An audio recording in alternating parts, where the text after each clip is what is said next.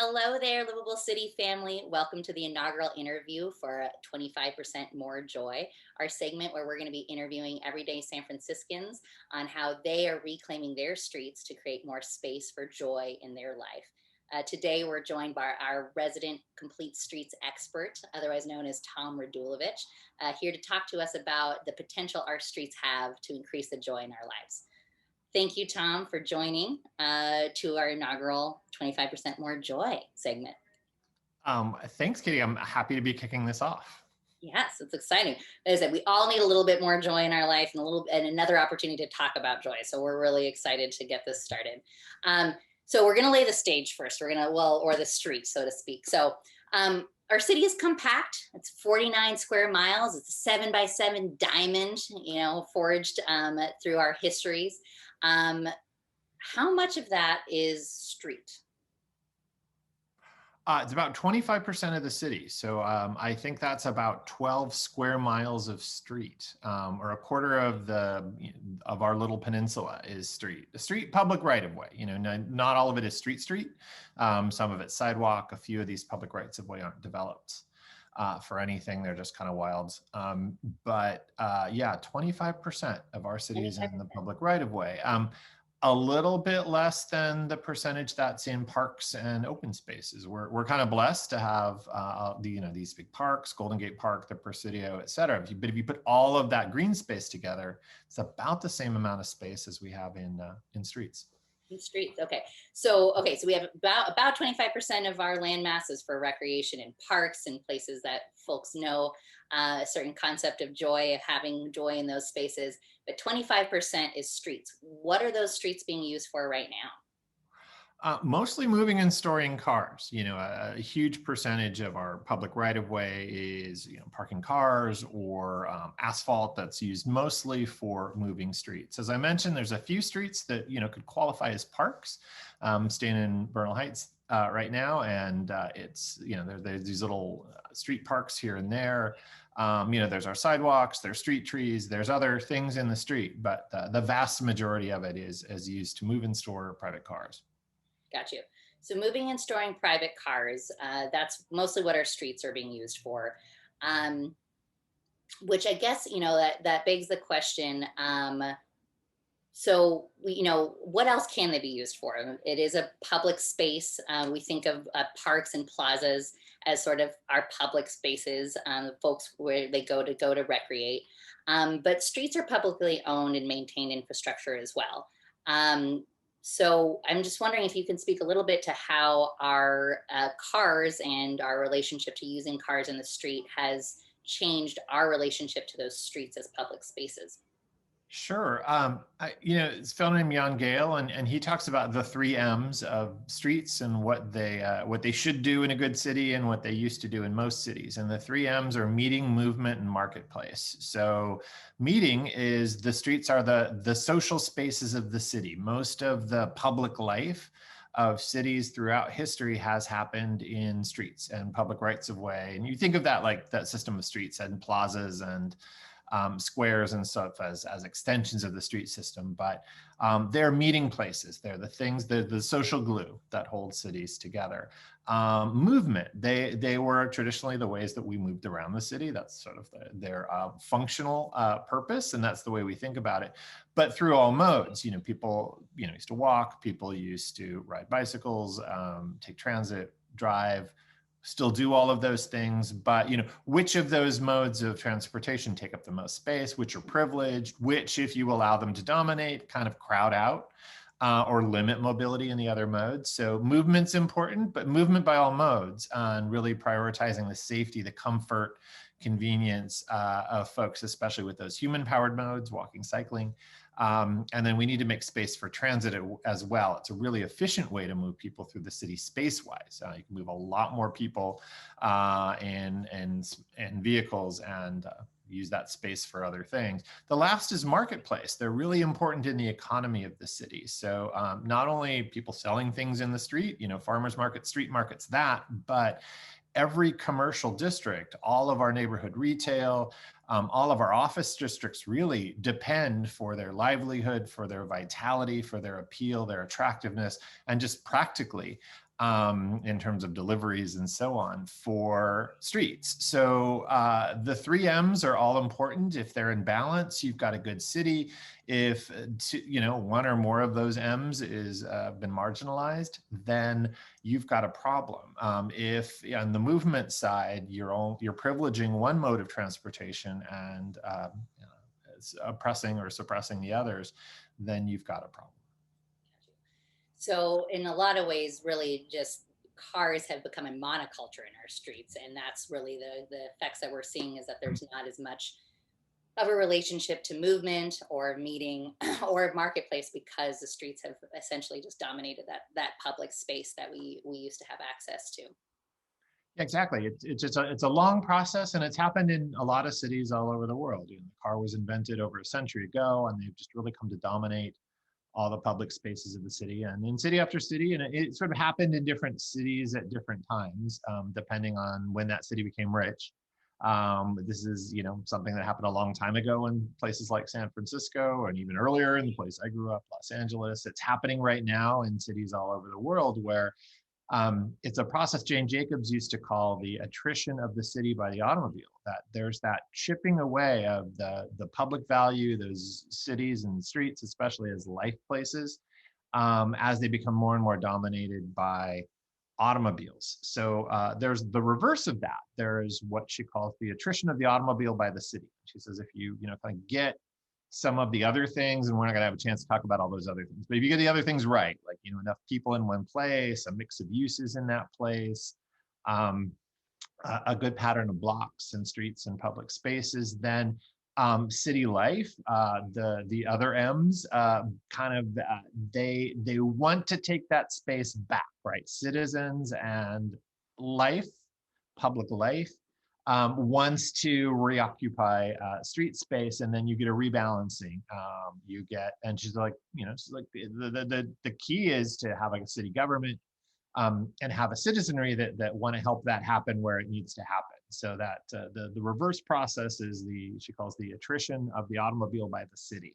So it's city vitality kind of rising up, getting stronger, and saying, hey, we want some of that space back for those other important functions that maybe got marginalized at some point. And that's a great segue into our next question, which one of those other uses that got marginalized is our health and psychological well-being. And so wondering if you can speak a little bit to what are some of the features that can make us healthier and happier if they're built into our streets, if they're just part of our community and part of our streets. Sure.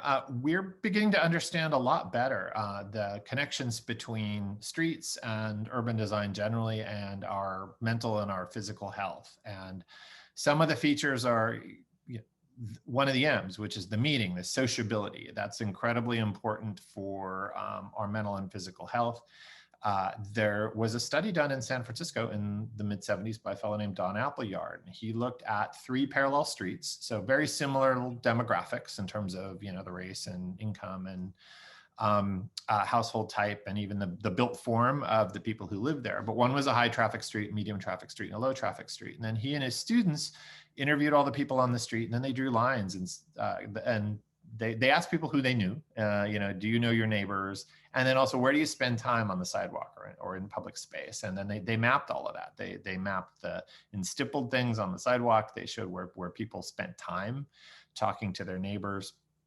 And then they also they drew lines between buildings connecting people who said that they knew each other. So on the low traffic street, you see this incredible density of connection. You see like all of these lines going across the street and from building to building because there was community there. People knew their neighbors and so on. And then all the things that come from knowing your neighbors, having community on the street, that sense of safety, that sense of connection. It's great for kids. I live on a pretty low traffic street, and during COVID, like there's a little kid culture on our street. The kids are a pod and they all play together, and it's great. I think it's really, really helpful. And I grew up in a very different environment, but on a low traffic street. All the kids in the neighborhood knew each other. So, Jane Jacobs also talked about that in Death and Life of Great American Cities, the socialization of children as being important. And then, the other thing kind of on the negative side with health is traffic it's a huge stressor. The noise from traffic, pollution from traffic, et cetera, imposes a lot of stress on our body. And if you are constantly in a noisy place, what's happening is that your body is in this threat response all the time. So you under physiological stress, and we can do that for short bursts. We're designed to okay, a cheetah jumps out, gotta run. But if you're in that state all the time, then it's bad for your health. It's bad for your sleep. So everything from light trespass from badly designed streetlights to that noise at night. We're a sleep deprived society as well. So, streets and street design can affect our health through lack of sleep, through chronic stress, et cetera. So there's some of the negatives and positives of street life. And it's really, really important. Somerville, Massachusetts did some studies of this too. And they found some interesting correlations. Bike lanes made people report that they were happier. Statistically, if you had bike lanes on your street, if you had street trees, it was the equivalent of being a few years younger in terms of health. It was the equivalent of being considerably richer in terms of happiness. So, we can't make everybody richer. We can't make everybody younger, but we can make our streets green. We can calm traffic. We can have bike lanes. We can do the things that we know make people healthier and happier. And a lot of those are interventions in streets. There we go. And that's why we're trying to see how we can get 25% more joy out of our life and out of our San Francisco streets, because we know there's science behind how to improve our lives through these interventions that you're talking about. Okay, so how about what role does celebration, like cultural performance, block parties, festivals, and fairs, what role do those play in our street? I mean, I think they're really important to public life at all scales. I think on the civic scale, we can think of, as San Franciscans, we love our neighborhood scale street fairs. We love these big civic celebrations like Pride that all happen in our streets. We love those block parties too. It's become a tradition, at least on our street, to do a Halloween. It's a fairly quiet street. We get the block party permit, and then there's trick-or-treating for the kids. And there's so few places to trick-or-treat that it's, we get actually hordes of kids that come to our neighborhood. But that's great. It's super fun. I buy 40 pounds of candy and I give it all away. So those are all at every scale, formal to informal. I think those block parties, those impromptu celebrations, the big organized celebrations, parades, fairs, carnivals, those are really, really important to the life of any city, any good place. Just because it's part of why we live so close together is to, not only those casual interactions, but just to party together once in a while. We're thinking about those election night.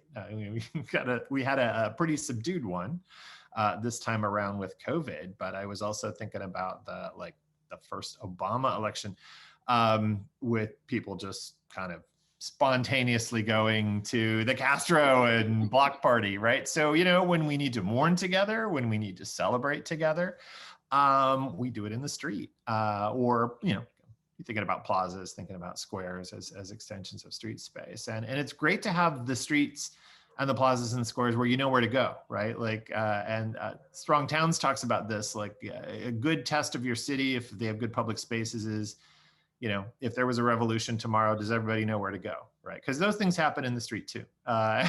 So where is it that you go? And I live close enough to the Castro, part of the gay community, and the Castro is our place, right? Castro Street's where you go when you're mourning something, when you're celebrating something, when you're remembering something, and that all, we need to make streets places where that can happen. They don't need to be that, serve that role all the time, but they need to serve it when they serve it. And every community needs those spaces. Well, okay, so every community needs those spaces, including your community. And so we're going to end on a note for you to talk a little bit more about your community. So how can Livable City and our whole family, the folks of you who are listening here to this interview, anyone that's ever heard of Livable City or come to one of our events, anybody that's part of the Livable City family. These are all of your neighbors to help you. And so wondering, what can our Livable City family do to help your community stay connected to your street? Yeah, that's a great question, Katie.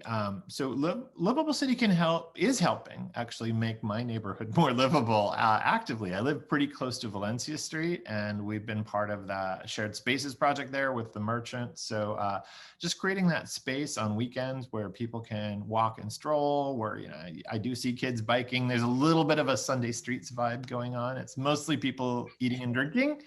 But there's that little bit of Sunday streets, which makes me really happy. So I think the commercial corridor work is important, especially right now in COVID. I think going forward out of COVID, we've just really impressed on everyone how important streets are to commerce. I mean, I think that marketplace function of streets, we're all suddenly reminded, oh yeah, this is really, really important. So being part of that change in the city and really maybe saying, hey, let's reprioritize what happens in these streets when we don't have pandemics. Like, could these streets be more like they've been, at least some of them, over the past few months? So that's important. I think kind of going down to maybe block scale, a few things. You know, we've been talking about reforming the block party permit thing. It's you know, it can be kind of a hassle for folks. So we're lucky we have some really dedicated moms, it turns out, in our neighborhood who do the Halloween block party thing and, you know, take care of security and permits and signatures and insurance and all the things you need to do. We need to make that a lot easier to do. You know, ours is a pretty quiet little street. It's still a big hassle. Could we make block parties easier to do in more places? Could we empower people to use their streets in these informal ways?